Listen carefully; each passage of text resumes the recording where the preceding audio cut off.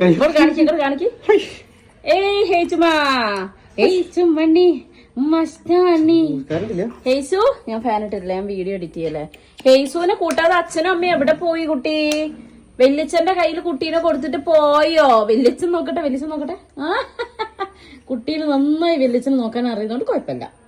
വെല്ലിച്ചൻ നോക്കിക്കോളൂ. ടേച്ചുമാ. അതാണോ ബുള്ളറ്റിന്റെ സൗണ്ട് കേട്ടെ? ഞാന് ബുള്ളറ്റിലാണോ പോയത്? കണ്ടോ, കപ്പിൾസ് പോയി. ഹേസുവാ, കുട്ടീനെ വെല്ലിച്ചനെ കയ്യിലാ കൊടുത്ത്. അപ്പി കഴിയിക്കണം വെല്ലിച്ചൻ. കണ്ടന്റാണത്. എവിടെ പോവാ? എന്താ അങ്ങനെ അപ്പി കഴിക്കാല്? അപ്പി കഴുകാനുണ്ടല്ലോ. ഇത്രയും ചെറിയ കുട്ടിക്കും സെയിം അപ്പിയാണുള്ളത് അല്ലേ യേശു? യേശു, നീ ശരിക്കും അപ്പിട്ടോ? യേശുവാ, കൊറേ കഴിയുമ്പോൾ എണീറ്റ് തടിക്കും.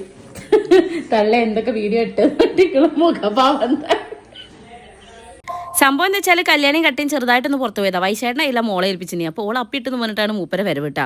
ചുരുക്കി പറഞ്ഞാൽ അതിപ്പോൾ ഒരു അപ്പിക്കഥയായിട്ടുണ്ട് കേട്ടോ. ഇനിയിപ്പോൾ കുറച്ച് കഴിയുമ്പോൾ ഹേസുവിനെ എടുത്തിട്ട് എയറിലിടും മക്കളെ. പിന്നെ ഇതാ കുട്ടീനെ കങ്കാരു ബാഗിൽ അങ്ങോട്ട് ഇരുത്തി വെല്ലിച്ചൻ അതിൽ കൂടെ അങ്ങോട്ട് ഉലാത്തി. കുട്ടിക്കും അത് ഇഷ്ടപ്പെട്ടു. ഇത് തുമ്പമ്മയുടെ ആയിരുന്നു കേട്ടോ. തുമ്പീനെയും കൊണ്ട് ഞാൻ ഇങ്ങനെയായിരുന്നു പുറത്തൊക്കെ പോവല്.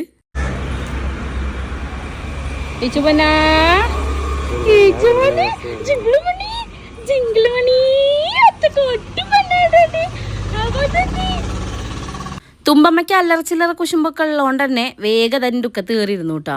പിന്നെ ഹേസു ആയതുകൊണ്ട് ഓളങ്ങ് ക്ഷമിക്കും. കാരണം ഹേസുവിനൊക്കെ ഭയങ്കര ഇഷ്ടമാണല്ലോ. അങ്ങനെ ഞങ്ങൾ ഇതാ ഈ സാധനത്തിൽ ഹേസുവിന് ഇരുത്തിയത് കാണിച്ചു കൊടുക്കാൻ വേണ്ടി കട്ടേനെയും കല്യാണിനെയും വിളിച്ച് കാണിച്ചു കൊടുത്താണ് കേട്ടോ. അപ്പോൾ അവർ ഇതിലിരുന്ന് ഓളുന്നായിരുന്നു കേട്ടോ. അവരാദ്യം ഒന്ന് ഇരുത്തി നോക്കിയപ്പോൾ ഭയങ്കര കരച്ചിലായിരുന്നേ. അപ്പോൾ ഞങ്ങൾ സെറ്റാക്കി ഇങ്ങോട്ട് ഇരുത്തി കൊടുത്തപ്പം ഹേസും ഹാപ്പി, ഞങ്ങളും ഹാപ്പി. അങ്ങനെ കുറച്ചൊക്കെ കഴിഞ്ഞപ്പോഴാണ് പിന്നെ വന്നത്.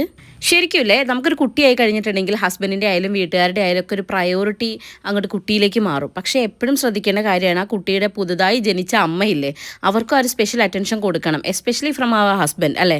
അപ്പം അത് നമ്മളെപ്പോഴും ശ്രദ്ധിക്കേണ്ട ഒരു കാര്യമാണ്.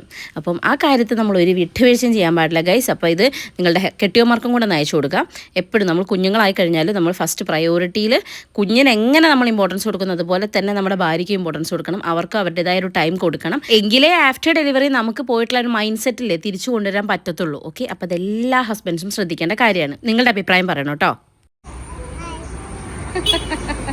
ക്യൂടെക്സ് ഇട്ടണോ? കാണിച്ചെന്നേ, കൈ വെക്ക്.